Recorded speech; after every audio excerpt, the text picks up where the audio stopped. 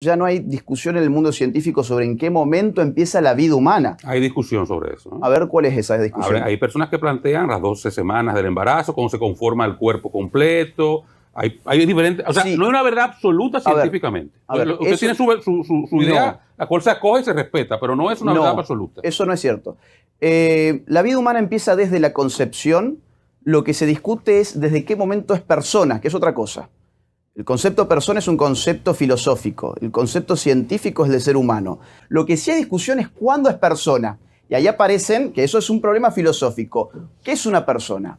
¿Es un ser humano, una persona? ¿Todo ser humano es una persona, por ejemplo? ¿O una persona depende del desarrollo de sus capacidades? Esa es la discusión, pero esa es una discusión filosófica.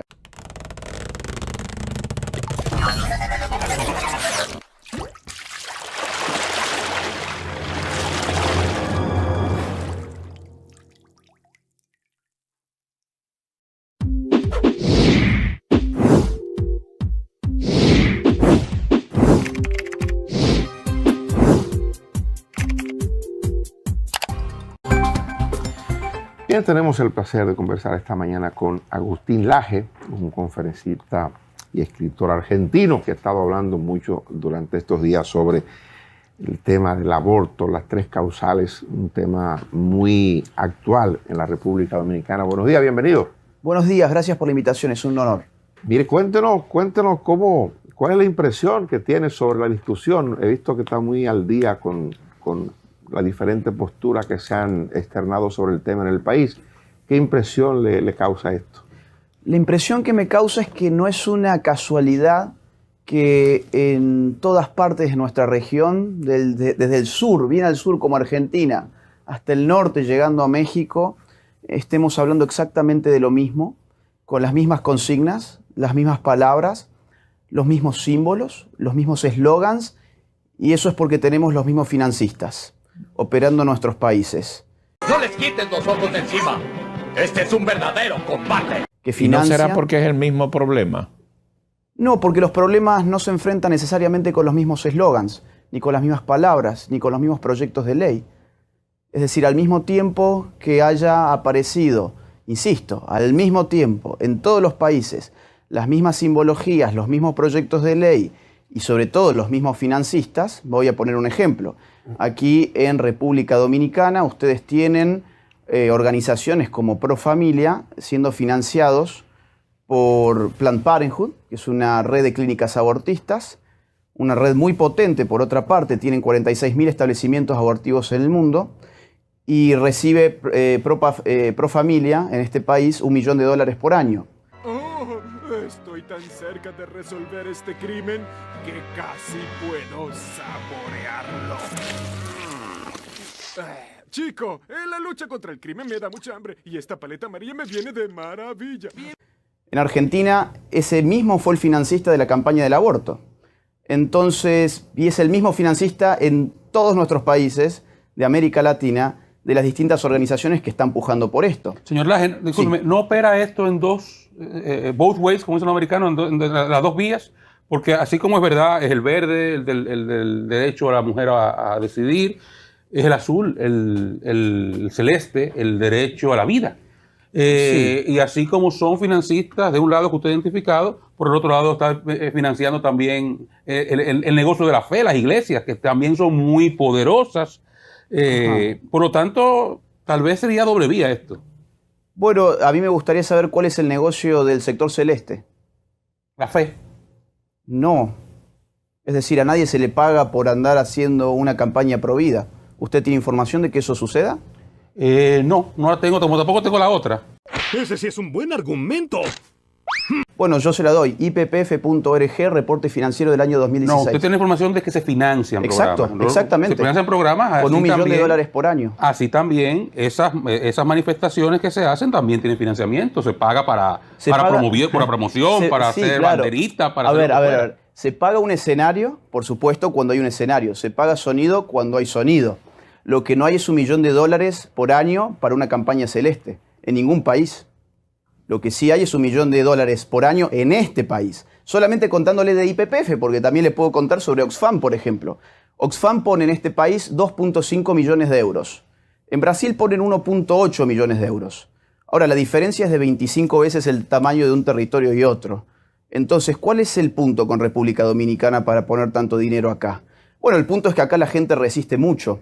Y una cosa puede ser el negocio de la fe, que digamos, por ejemplo, las limosnas, los diezmos, y otra cosa es una lucha por la vida, que es una cosa bastante distinta. Y es una causa que, insisto, no tiene ningún financiamiento. Si lo tiene, en su opinión, ¿no es legítimo el derecho de la mujer? Las mujeres que están reivindicando que le dejen decidir sobre ella, sobre su cuerpo, ¿no es espontáneo? no es legítimo ni existe. Ese soy yo. Bob Esponja Pantalones Valiente. El derecho a decidir sobre el cuerpo es sobre decidir sobre su cuerpo. Una mujer tiene derecho a hacerse un tatuaje, ponerse un arete, teñirse el color del pelo que ellos quieran, usar la ropa que ellas quieran, pero cuando se produce un aborto se decide sobre el cuerpo de otro ser humano, genómicamente individual, autónomo y diferente tanto de la madre como del padre, que ya tiene vida humana desde el mismo momento de la concepción. No porque lo diga la Biblia, ni el Papa, ni un cura, ni un pastor, sino porque eso es lo que ha revelado la genética moderna, la embriología moderna, la teoría celular, la biología celular, digamos. Eso ya no hay discusión en el mundo científico sobre en qué momento empieza la vida humana. Hay discusión sobre eso, ¿no? A ver, ¿cuál es esa discusión? Hay personas que plantean las 12 semanas del embarazo, cómo se conforma el cuerpo completo. Hay diferentes, o sea, sí. No hay una verdad absoluta científicamente. Usted tiene su idea, la cual se acoge y se respeta, pero no es una verdad absoluta. Este compa ya está muerto, no más no le han avisado. Eso no es cierto. La vida humana empieza desde la concepción. Lo que se discute es desde qué momento es persona, que es otra cosa. El concepto persona es un concepto filosófico. El concepto científico es de ser humano. ¡Eres un grandísimo estúpido! Desde el momento de la concepción se da el proceso de la singamia que fusiona los núcleos de los gametos femenino y masculino y genera por primera vez un individuo genéticamente independiente que ya está vivo porque se está multiplicando, es lo que llamamos la célula totipotente, distinta de la célula altamente especializada que son los gametos, y ese individuo empieza un desarrollo ya codificado previamente en esa primera célula totipotente que aparece allí. De esto no hay ninguna discusión. El arranque de la vida humana empieza en la concepción y no hay ninguna discusión. Lo que sí hay discusión es cuándo es persona. Y ahí aparecen que eso es un problema filosófico. ¿Qué es una persona? ¿Es un ser humano, una persona? ¿Todo ser humano es una persona, por ejemplo? ¿O una persona depende del desarrollo de sus capacidades? Esa es la discusión, pero esa es una discusión filosófica. Yo ahí sí me interesaría conversar con usted sobre, más que el debate filosófico o hasta el científico, el debate jurídico. Porque ahí yo no entro en lo que es persona, no. Lo que es un ente jurídico para un Estado. Que es a quien el Estado está llamado a protegerle sus derechos de manera primigenia, originaria. Aquí no hay, todavía no conozco un país donde exista algo que se llame acta de concepción, acta de nacimiento. Cuando esa persona nace, ese feto, ese bebé, sale del cuerpo de su madre, se convierte en un ente jurídico para el Estado cuando el Estado lo registra como un ciudadano. Y ese ciudadano tiene una serie de hechos de vida que el Estado registra hasta que se muere con el acta de defunción. Ese es el ciudadano que tiene una serie de derechos protegidos que el Estado debe mantenerlos por encima de cualquier otro derecho de un nonato, por ejemplo. Entonces, esa mujer que nació, que tiene una condición de ciudadana de un Estado, tiene unos derechos que están por encima de un cuerpo que se está gestando dentro de sí mismo. O sea que ahí yo no entiendo cómo usted me va a justificar que el derecho de ese cigoto que está ahí adentro tiene más derecho que una mujer. A ver, mire, si usted quiere hablar sobre temas jurídicos, yo entonces le pediría que me explique cómo su explicación, cómo su argumentación es compatible con el artículo 37 de su Constitución. Con el 38. ¿Cómo es compatible? Con el 38, el derecho a la dignidad humana. La mujer tiene derecho a tener a su propia dignidad. Perdón, ¿y el 37? A la vida. ¿Y entonces? La mujer también tiene derecho a la vida. Por supuesto que sí, Claro. ¿Quién dice que no? Tiene derecho a la vida. Pero, ok, tiene el derecho a la vida, pero ¿y el aborto cómo entra en esto? ¿Cuál? El aborto, de lo que estamos hablando acá. ¿O no estamos hablando de aborto? La mujer tiene derecho a su propia dignidad. O sea que su dignidad está en función de si mata o no mata a su hijo. Depende. ¿Depende de qué? De su derecho a decidir sobre su vida. pero si está disponiendo de la vida de un otro, de otro ser humano. O sea, su dignidad está en función de si mata o no mata a su hijo. ¿Eso es lo que usted está argumentando acá en vivo en este programa? Entonces fue cuando tuve la brillante idea de fingir mi muerte. Se mata a ella. Se mata a ella también. Porque ¿Cómo? Sí. una decisión pudiera ser que ella decida matarse o morirse porque está en peligro. Un caso que pueda morirse. Que aquí, y de hecho, yo no entro ni siquiera en las tres causales, para mí es un tema irrelevante. Yo creo en el derecho absoluto de la mujer a decidir sobre su cuerpo. Pero a ver, ¿usted quiere hablar sobre ciencias jurídicas, sobre filosofía o sobre ciencia? Porque está mezclando todos los A mí me interesa mucho el debate. Sobre este caso, yo trato de mantenerme dentro del aspecto jurídico. No filosófico, no religioso, no ciencia, jurídico. El derecho que tiene una persona, en este caso una mujer, a tomar decisiones que le afecten su vida. Usted me está hablando de filosofía, entonces, señor. Usted me está hablando de la categoría vida, de la categoría de derecho absoluto. No, yo estoy hablando de la categoría de sujeto jurídico ante un Estado. ¿Me está hablando de filosofía? No, sujeto jurídico ante un Estado. Un Estado que me está hablando de filosofía. Hablar de Estado es hablar de filosofía. ¿Eres tonto o algo así? Mamá dice que tonto es el que hace tonterías. Bueno, está bien, es su forma de verlo. Yo lo veo. Eso se llama filosofía jurídica. Yo lo veo como un hecho jurídico. O sea, hay un ser humano que está formado ya y el Estado lo ha registrado con un acta de nacimiento. Aquí no hay acta de concepción. A ver, ok. A ver. Entonces, ¿por qué el derecho? Agustín, un segundo. ¿Nos permite brindar lo que Así.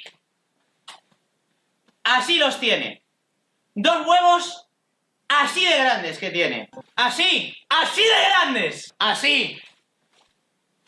Así de grandes. Santo Domingo. Un cafecito, Agustín. Pero mire, un café Santo Domingo, por favor. Por estas situaciones yo tengo una gastritis crónica, entonces se lo agradezco. Se lo agradezco, voy a simular que lo tomo para la cámara. No lo simule.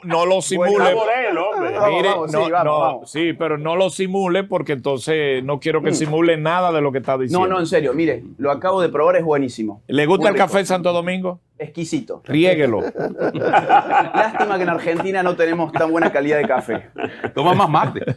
No, eso también afecta a mi estómago. Yo solamente tomo esos tés un poco LGBT como el té de manzanilla y todas esas cosas para que mi estómago no me afecte demasiado porque estos temas me han traído gastritis crónica, lamentablemente. Los temas. Y sí, es que son temas espinosos.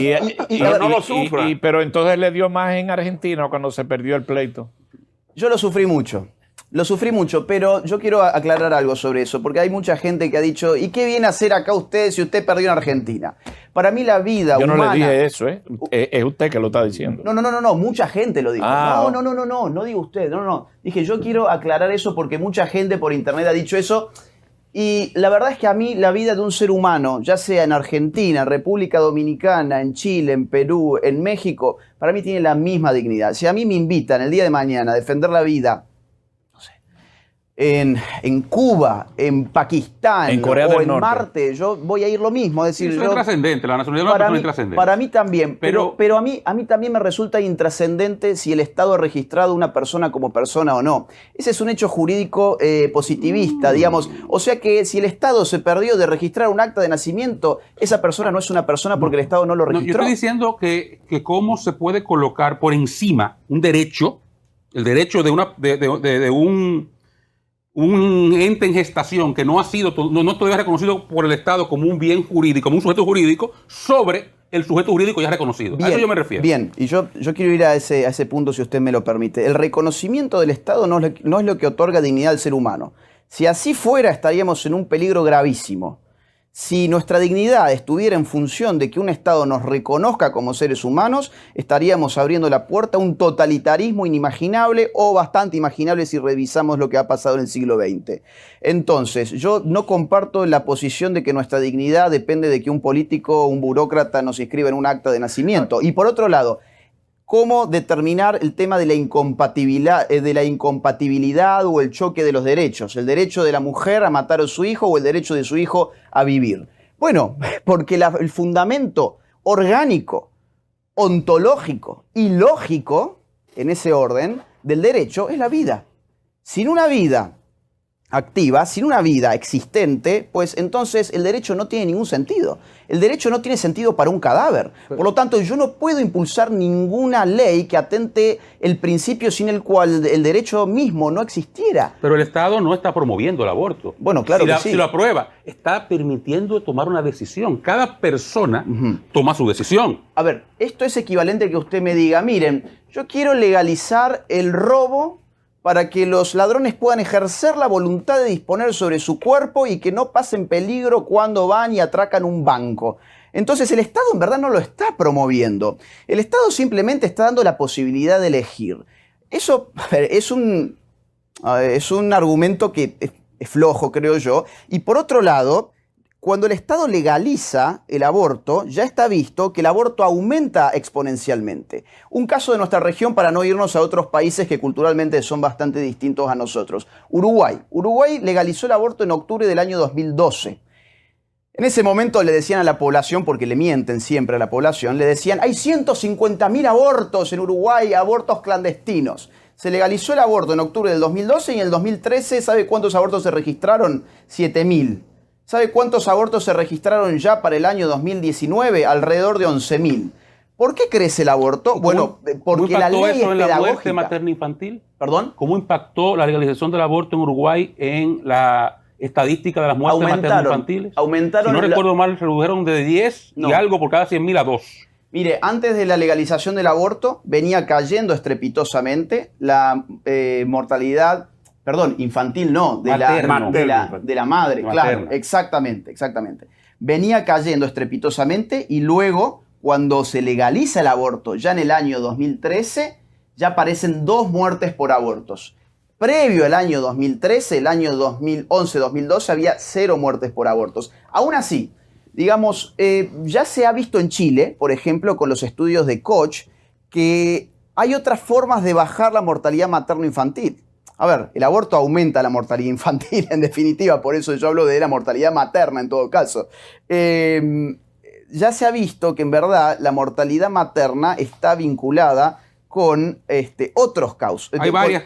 Una de ellas es los abortos clandestinos. Es una. Pero, a ver, ¿sabe cuántos abortos clandestinos generan muerte aquí en este país, por ejemplo? El año pasado se calculan cerca de 250 a 300. No, 10. ¿Vi otra estadística? No, bueno, la que yo manejo es del Ministerio de Salud de su país. No cabe duda que es un estúpido. No. Esta noche me voy a manosear. 10. En el año 2019 hay 10 y en el año 2016 hubo 17. Ahora, en el año 2016 aquí hubo 140.000 nacimientos. ¿Esto qué significa? 17 muertes en 141.000 nacimientos es un porcentaje del 0.001%. Si yo además analizo las causas de mortalidad materna, voy a encontrar que el aborto es el 8% de las causas. La causa número 1 en este país de mortalidad materna son los trastornos hipertensivos, que no tienen nada que ver con el aborto y que se solucionan yendo a los lugares de mayor pobreza, que no tienen agua potable, que no tienen acceso a los servicios prenatales, con educación. Chile ha sido un ejemplo para el mundo sin aborto legal en reducir la mortalidad materna. Es más, estuvo mejor posicionado que Estados Unidos, siendo que Estados Unidos tiene aborto legal desde el año 70. ¿Saben que a veces se topan con alguien con quien no se debieron meter? Como yo. Señores, a mí me intriga algo, y discúlpame Freddy, muy brevemente, y me quiero quedar en las causales, aunque no es un asunto particularmente al que le presto atención. En este caso le quiero poner este ejemplo. Ustedes, los sectores que promueven la penalización absoluta del aborto, incluyendo las causales, lo que le están pidiendo a la sociedad es que, por ejemplo, una mujer violada que decida terminar con ese embarazo cumpla prisión. No. Creo que no estás entendiendo el mensaje. No. ¿Qué ustedes proponen? Yo hablo por mí. Sí, por usted. ¿Usted que está ahí? Sí, claro, pero como dice ustedes, yo no represento a nadie. Bueno que se separe entonces. Sí. Para saber su opinión personal. Exactamente. Yo me represento solamente a mí. Yo creo que el Estado en una situación así tiene la capacidad del indulto, que es otra cosa. Y ahí ya no se le informa a la población que ese caso es inocuo, que es una cuestión que es de la mujer que dispone sobre su cuerpo y que entonces... No, el Estado le está diciendo a la sociedad, miren, a ver, ahí hay un ser humano, asesinarlo es algo malo, pero finalmente el presidente podrá decir, bueno, miren, a ver, acá tenemos una situación particular. Hay que juzgarla primero. Acá tenemos una situación... Y aparte, a ver... Hay que juzgarla y procesarla. De hecho, cuando hay una violación, yo supongo que también hay que juzgar al violador. Sin duda. ¿Y cuántas semanas lleva eso? No, yo no estoy... yo no estoy enlazando. Pregunto simplemente porque les quiero, digamos, argumentar de que pensar que en 12 semanas, porque el proyecto que se discute acá dice 12 semanas, es impracticable. Es decir, una mujer denuncia una violación. ¿Cuánto tiempo lleva la justicia en determinar si hay un culpable, quién es el culpable, el hecho existió o no existió? Yo creo que lleva más de 12 semanas. Entonces, ¿cómo hacemos? Hay técnicas modernas que no necesariamente en cuanto a ver si hubo una penetración, que hubo rasgaduras, violencia. Hay mecanismos. Por supuesto. Lo que habría que ver en ese caso también, y que esto ya no hay mecanismos, es en qué momento se dio la fecundación, para saber si estamos frente a 12 semanas o no. Bueno, la ciencia ahí sí establece el tiempo, el primer día de la última menstruación. A partir de ahí se cuenta, eso está establecido general a nivel científico. Exactamente, pero digo, el momento de la gestación, es decir, el momento de la fusión de los núcleos, que es el momento del inicio de la vida. ¿En qué momento se dio? Es imposible determinarlo. Es imposible. Por eso se elige el primer día de la menstruación y luego son parámetros... Bien. Aleatorios, con mucho margen de error. Pero, entonces, ¿qué estamos haciendo? ¿Estamos jugando a la batalla naval tirando dardos? Estamos tirando dardos. Bueno, a ver, quizás le emboco, quizás le doy en el blanco y quizás no le doy en el blanco y estoy haciendo un aborto con altísimo nivel de probabilidad de darle en el blanco, porque ya son muchos estudios que establecen parámetros muy similares. Sí, pero usted acaba de afirmar de que en verdad es una disposición que se establece y que a partir de ahí hay un margen de error enorme. Usted lo acaba de decir. Enorme no. Ahí se establece primer día de la última menstruación para establecer un procedimiento, porque no es posible el momento exacto de la fecundación. Ahí está. Y cuando se trata de la vida, cualquier riesgo de error es un error enorme. Porque hay una vida. Cualquier error, cualquier margen de error, vamos a poner un ejemplo. Vamos a suponer que usted, su hijo tiene gripe, o gripa creo que le dicen aquí, ¿no? Entonces usted tiene 2 pastillas en la mano, una de cianuro y otra que es para la gripe. Y se les cae al piso y se le mezclan y son iguales. Usted levanta esas pastillas, usted dice, bueno, no sé cuál es cuál, pero por azar te doy esta. No, ¿por qué? Porque lo que está en juego es algo preciado, que es la vida de un ser humano. Usted va a botar esas 2 pastillas en el inodoro y va a ir a buscar otra. Entonces, cuando se trata de la vida, cualquier margen de error es algo que no queremos afrontar, pienso yo. O por lo menos estoy hablando desde mi opinión. Se le respeta. A eso se le llama estrategia. Freddy. Señor Laje, ¿qué falló en su plan de estrategia de defensa que su causa se derrumbó en Argentina? Una pandemia. No es cierto. Diles que no es cierto. Es cierto. En el año 2018, la ley del aborto no pasó porque millones de argentinos salieron a las calles con un eslogan muy interesante que fue: con aborto no te voto. En Argentina se puso mucho azul dinero celeste, también. ¿verdad? ¿Cómo? De azul celeste, yo no recuerdo más. Exactamente, exactamente. Mismos Lamentablemente nosotros lo hacemos por reacción. Es que es así. Mismos colores. Sí, pero somos reactivos. Entonces, cuando se impuso el verde, la reacción salió, bueno, a ver, ¿qué se elige? No somos demasiado imaginativos, lamentablemente. Y apareció el celeste. Y el 2018 fue impresionante. Millones de personas en las calles, diciendo: con aborto no te voto. Y ocurrió que muchos políticos finalmente se tuvieron que dar vuelta.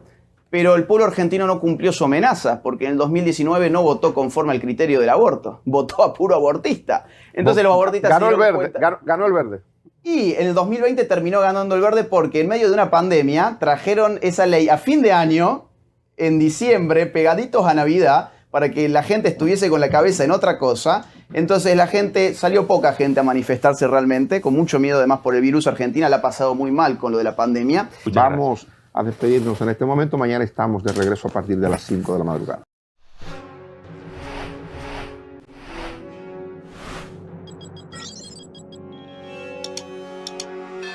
Si te gustó nuestro contenido, suscríbete. ¡Corre! ¡No mires atrás!